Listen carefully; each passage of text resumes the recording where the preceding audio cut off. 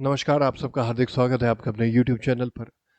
मैं अनिमेश आपका तहे दिल से आपका स्वागत करता हूं और आप सबका धन्यवाद करता हूं क्योंकि आपने मेरे पुराने वीडियोस पे जो प्यार दिखाया है, जो फीडबैक दिखाया है, उसके बेसिस पे मैंने अपनी वीडियोस की क्वालिटी को और इम्प्रूव किया है और उम्मीद करता हूं कि आपको ये वीडियो और अच्छा लगेगा। तो चलिए आज की कहानी की शुरुआत करते हैं। भारत विश्व का सबसे बड़ा लोकतांत्रिक देश है जिसमें लॉ एंड ऑर्डर है। तकरीबन 1.5 अरब लोग रहते हैं यहाँ पे और लॉ जो है, नियम और कानून, उनका पालन अभी भी बहुत बड़े पैमाने में होता है, अरबों में होता है। इसके बावजूद कभी ना कभी कुछ केसेस ऐसे हमारे सामने आते हैं जिनकी गुत्थी सुलझाना मुश्किल होता है। कभी झूठे केसेस भी आ जाते हैं, कभी किसी बेगुनाह को अपनी बेगुनाही साबित करने में कई साल लग जाते हैं। लेकिन भारत का संविधान काफ़ी मजबूत है। जो लॉ है उसका ये मानना है कि अगर किसी को न्याय दिलाने में विलंब हो रहा है वो चल सकता है, लेकिन गलत न्याय ना हो। इस हिसाब से भारत का कानून लिखा गया है, संविधान लिखा गया है, ये सारी चीज़ें हैं। तो आज जिस क्रिमिनल केस की हम बात कर रहे हैं वो सन 2012-2013 में काफ़ी सुर्खियां बटोरा था क्योंकि इसमें दो जिले की पुलिस इन्वॉल्व थी और कई सालों तक, या यूं बोले कि तकरीबन 3 साढ़े 3 सालों तक कोई सुराग नहीं मिला, कोई छोर नहीं मिला, कोई सबूत नहीं मिल रहा था ठोस जिसको लेके पुलिस अपनी कार्रवाई करके किसी नतीजे पे पहुंचे। तो ये कहानी है एक व्यक्ति की जिनका नाम था देवेंद्र कुमार। देवेंद्र अलीगढ़ में रहते थे अपनी धर्मपत्नी और 2 बच्चों के साथ। 2 लड़कियां थी उनकी। एक लड़की कक्षा 12 में पढ़ती थी, एक उससे छोटी थी। देवेंद्र जो थे उनको अलीगढ़ में नौकरी नहीं मिल रही थी, तो अपने दोस्तों के कहने पे और कई लोगों की सुझाव देने पे वो फरीदाबाद जाते हैं जो हरियाणा में है। वहाँ कई सारी इंडस्ट्रीज है, उसमें जाके नौकरी अप्लाई करते हैं और लकीली उनको नौकरी एक जगह मिल जाती है। कई दिन तक वो शुरुआत में अकेले रहते हैं, पर तन्हाई और अकेलापन उनसे झेल नहीं रहा होता है तो वो अपनी फैमिली को अलीगढ़ से बुलाते हैं। अलीगढ़ से उनकी धर्मपत्नी और 2 बेटियां वहाँ पे आती हैं। अब बड़ी बेटी जो थी वो कक्षा 12 में थी, क्लास 12 में थी, तो उसका स्कूल नहीं चेंज हो सकता था उस समय, तो एक तरीके से उन लोग के साथ रहती थी। इसी बीच 3 दिसंबर 2013 को बड़ी लड़की का जो प्री बोर्ड टाइप का एग्ज़ाम होता है, हाफ ईयरली एग्ज़ाम होता है, वो होने वाला रहता है अलीगढ़ में, क्योंकि बच्चे अभी भी उसी स्कूल में पढ़ रहे थे। तो देवेंद्र जो रहते हैं अपनी बड़ी बेटी को अलीगढ़ भेज देते हैं कि जाओ बेटा तुम परीक्षा दे के आओ, तुम्हारा हाफ ईयरली एग्ज़ाम है उसकी परीक्षा दे के आओ। बड़ी लड़की जाती है और अपने मामा के यहाँ ठहरती है।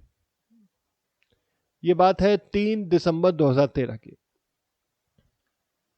12 दिसंबर 2013 को देवेंद्र कुमार गांधी बाग के पुलिस स्टेशन जाते हैं और रिपोर्ट लिखाते हैं कि उनकी लड़की कई दिनों से गायब है और उनका मानना है कि उनकी लड़की को किडनैप कर लिया गया है। और जब पुलिस ने पूछा कि आपको किस पे शक है, तो उन्होंने जय नाम का एक लड़का का नाम बताया, उसका हुलिया बताया, एज बताई और ये भी बताया कि वो फरीदाबाद में रहता था शायद, और कई बार मैंने अपने लड़की से उसको बात करते हुए देखा है। पुलिस प्रारंभिक जो अपनी इन्वेस्टिगेशन करती है वो करती ही होती है और शक के दायरे में जय को रखती है। अब जो कि जय फरीदाबाद में रहता था, तो पुलिस, अलीगढ़ पुलिस वहाँ से जाती है फरीदाबाद, वहाँ पे जो कानूनी कार्रवाई होती है वो करती है थोड़ा बहुत, और जय के घर जाके उनको ये सूचना देती है कि देवेंद्र कुमार नाम के व्यक्ति की लड़की गायब है और उन्होंने अपनी लड़की की किडनैपिंग का इल्ज़ाम आपके लड़के जय पे लगाया। जब जय के परिवार वाले ये सुनते हैं तो भौचक्के रह जाते हैं, क्योंकि उन्होंने कुछ दिन पहले ही फरीदाबाद पुलिस स्टेशन में जय की गुमशुदगी की खुद रिपोर्ट लिखाई थी। अब हरियाणा पुलिस और यूपी पुलिस दोनों मिलकर इस केस को सॉल्व करने की कोशिश करती है, लेकिन सुराग नहीं मिलता है, ना ही किसी की ठोस गवाही होती है, ना ही कोई फुल प्रूफ एविडेंस मिलता है जिसके बेसिस पे वो इन्वेस्टिगेशन को आगे लेके चले, फर्दर ले चले। ऐसा नहीं होता। अब धीरे धीरे 6 महीने बीत जाते हैं, 1 साल, 1.5 साल, 2 साल, 2.5 साल, 3 साल। अब समय आ गया है 2015 का। 2012-13 में ये बात हुई थी और 2015 आ गया, 3 साल लमसम बीत गए। इसी बीच देवेंद्र कुमार 1 सितंबर 2015 को अपनी लड़की को लेके अलीगढ़ के उसी पुलिस स्टेशन में जाते हैं जहां पे उन्होंने अपनी लड़की की गुमशुदगी की रिपोर्ट लिखवाई थी। अब जब स्टेशन पे जाते हैं तो देखते हैं पूरा स्टाफ बदल चुका है और उसी बीच एसएसपी जो थे वहां पे, मिस्टर राजेंद्र पांडे नाम था उनका, वो नए नए नियुक्त हुए थे और उन्होंने एक काम किया था कि जितने भी केसेस हैं जो पेंडिंग हैं और हाई प्रोफाइल हैं, जिन पे मीडिया की नज़र है, आम लोगों की नज़र है, उसकी फाइलें मंगवाई थी अपने हवलदार से और लेडी कांस्टेबल से और उनका अध्ययन किया था। तो उसमें एक केस देवेंद्र की लड़की का भी था। जब उन्होंने देखा, फाइल देखी, तो उनको समझ में आया कि देवेंद्र ने अपनी लड़की की गुमशुदगी की रिपोर्ट लिखाई थी और किडनैपिंग का भी जिक्र किया था और सस्पेक्ट में जय नाम के लड़के को बताया था कि शायद जय ने ही हमारी लड़की का किडनैप किया है। तो पुलिस ने शुरुआत में तहकीकात, जो प्रारंभिक तहकीकात थी वो की थी, पॉक्सो एक्ट लगाया था क्योंकि उस समय 2013 में वो लड़की बालिग नहीं थी, कक्षा 12वीं में थी। तो पॉक्सो एक्ट लगा था, मर्डर का भी एक्ट तो नहीं कह सकते, किडनैपिंग का एक्ट लगा था कि किडनैपिंग, और कई सारे ऐसे केसेस बन रहे थे जय के खिलाफ। लेकिन जब जय की पकड़ने गई थी हरियाणा में फरीदाबाद, तो वहाँ जय की कुछ नामो निशान नहीं मिला। उसका फैमिली ने खुद ऑलरेडी एक एफआईआर करवाई हुई थी। अब जब देवेंद्र बेटी के साथ पहुंचते हैं तो वो एसएसपी के सामने उनको ले जाया जाता है और एसएसपी के सामने जब वो पहुंचते हैं तो वो बताते हैं कि ये देखिए साहब, ये मेरी बेटी 3 साल बाद जय के चुंगल से छूट के आई है, भाग के आई है।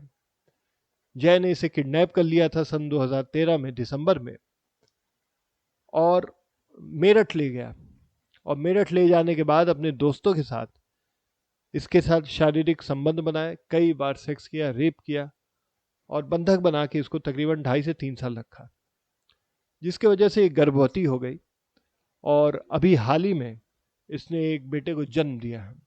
अब ये बात सब सुनने के बाद एसएसपी ने उस केस में थोड़ी दिलचस्पी दिखाई और एक दिन देवेंद्र कुमार को पुलिस स्टेशन बुलाया।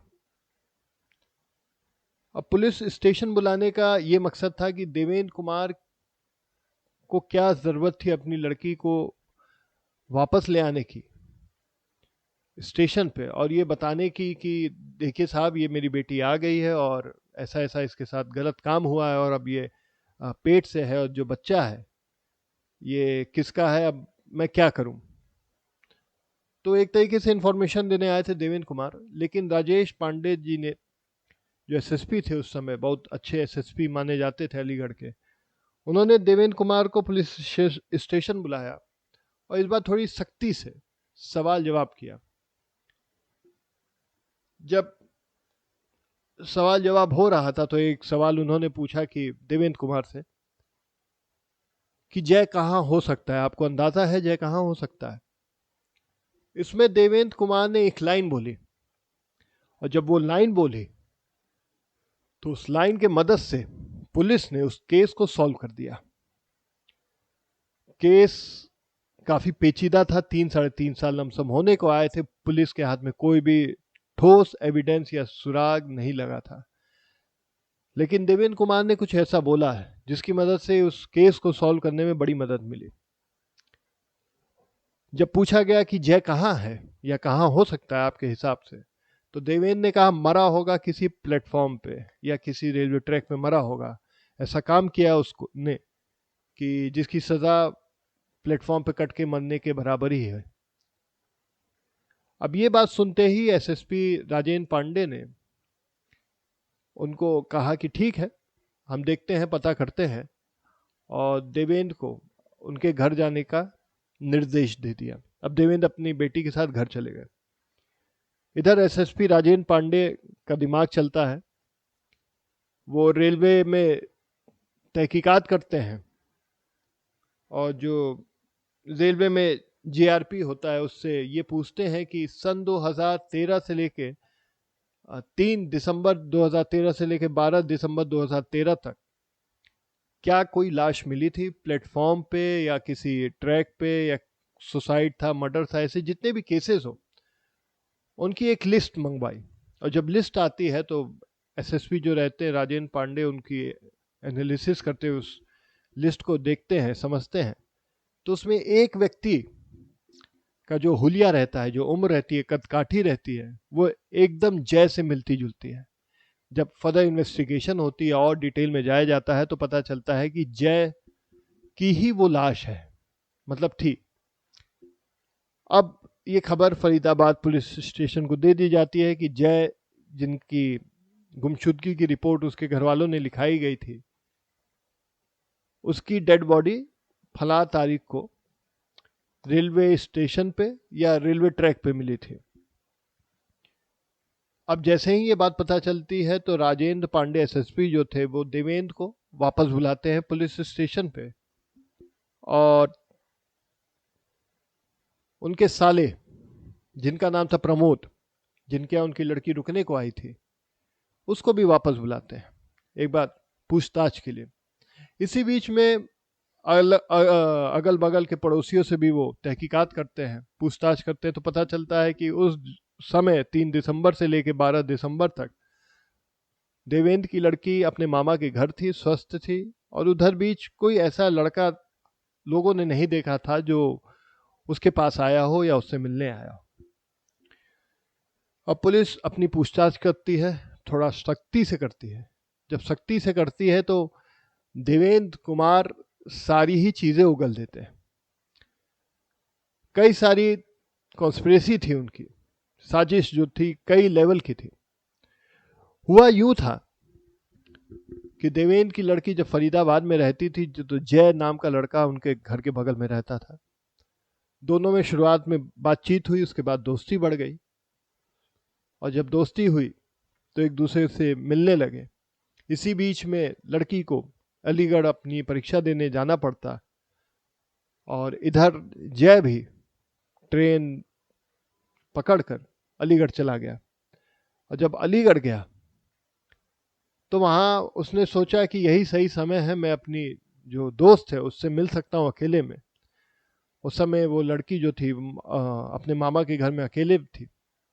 जय घर में जाता है, दोनों जवान थे, बातचीत होती है, कुछ संबंध बनने की प्रक्रिया थी या बन रहे थे, ये तो रिपोर्ट में है। इसी बीच में उस लड़की के मामा यानी प्रमोद, देवेंद्र के जो साले हैं, वो घर में एंटर करते हैं, और जैसे ही इन लोगों को देखते हैं कुछ फॉर्म में, जैसे ही इन लोगों को देखते हैं वो अपने जीजा को फ़ोन करते हैं, जीजा यानी देवेंद्र को फ़ोन करते हैं, और ये दोनों आते हैं। पहले जय के साथ हाथापाई करते हैं, फिर उसे मार के रेलवे ट्रैक पे फेंक देते हैं ताकि कोई ट्रेन आए और जो जय की लाश है वो कट जाए और ऐसा लगे कि ये एक एक्सीडेंट था और जय ने या खुदकुशी की है या उसके साथ एक्सीडेंट हुआ। ये सारी बात थी। अब सवाल ये उठता है कि जब जय 2013 में मर चुका है तो ये बच्चा किसका है? तो दूसरा काम जो देवेंद्र कुमार ने किया वो ये किया था कि चुपके से अपनी लड़की की शादी किसी और से करवा दी थी पहले ही। जब जय को मारा उसके बाद अपनी लड़की को अपने रिश्तेदारों के यहाँ भेज दिया ताकि 2-2.5 साल तक वो लोगों की नज़रों में ना आए। उसी बीच में वो उसकी शादी एक दूसरे आदमी से कराता है, और दूसरे आदमी के से ये जो लड़का हुआ था, जो गर्भवती हुई थी, वो अपने पति के हाथों से हुई थी। और इधर जय पे ही सारा शक रहे, सारी सुई रहे, सारी इन्वेस्टिगेशन उसी पे पॉइंटेड रहे, इसीलिए बीच बीच में जाके वो जय के बारे में पूछते रहते थे ताकि पुलिस को ये लगे कि हाँ जय ही इनकी लड़की का किडनैपर है और उसने ही रेप करके इसको गर्भवती किया है, और जब ये गर्भवती हो गई है तो उसको छोड़ के भाग गया है कहीं। ये सारी बातें पता चलती है बाद में ये भी पता चलता है कि देवेंद्र जो थे वो पढ़े लिखे नहीं थे। इसीलिए मैंने शुरुआत में कहा कि ज़रूरी नहीं कि बहुत पढ़ाई लिखा आदमी बहुत अच्छी साजिश कर सके। कभी कभी जो अनपढ़ लोग होते हैं उनके पास भी शातिर दिमाग होता है। तो देवेंद्र भी उसी किस्म का व्यक्ति था। अब पुलिस को सारी चीज़ें पता चल गई, धीरे धीरे सारे सबूत हो गए, गवाही हो गई लोगों की, चीज़ें कनेक्ट होने लगी, डॉट कनेक्ट होने लगे। तो देवेंद्र को, उसके साले प्रमोद को और उनकी बेटी, क्योंकि ये तीनों ही एक तरीके की साजिश में शामिल थे, इनको गिरफ्तार करती है और जेल भेज देती है। जैसा कि मैंने आपको बताया कि कभी कभी फेक केसेस होते हैं, फर्जी केसेस रेप के होते हैं किसी से दुश्मनी निकालने के लिए। कभी कभी फेक मर्डर का केस भी लोग डाल देते हैं, किसी का करियर बर्बाद करना है तो ज़बरदस्ती की FIR लिखा के उसको तंग करते हैं। जमीनी विवाद में अक्सर ये देखा गया है कि अजीबो गरीब लोग केस कर देते हैं अपने ही रिश्तेदारों पे जमीन के टुकड़े के लिए। तो ऐसे ही ये एक केस था जिसमें एक बाप ने अपनी बेटी को जब अपने दोस्त के साथ ऐसी हालत में देखा जो उसको पसंद नहीं आई, तो एंगर में आके, रोष में आके, गुस्से में आके उस लड़के का पहले कत्ल करता है और फिर कहानी बुनता है कि उसी लड़के ने उनकी बेटी को किडनैप किया है और उसको गर्भवती करके छोड़ दिया। और 3 साल तक ये केस चलाता है। 2 जिले की पुलिस को छकाता है और पुलिस किसी भी तरीके से 3 साढ़े 3 साल तक सबूत नहीं जुटा पाती है। तो ये थी कहानी अलीगढ़ की, एक ऐसा केस जिसने उस समय काफ़ी चर्चा बटोरी थी, सुर्खियां बटोरी थी। तो आपको कैसी लगी ये कहानी कमेंट बॉक्स में ज़रूर लिख के बताइए। मैं ऐसे ही और भी अच्छी कहानियां आपके सामने लेके आता रहूँगा। अगले वीडियो तक मैं अपनी वाणी को विराम देता हूँ। जय हिंद, जय भारत।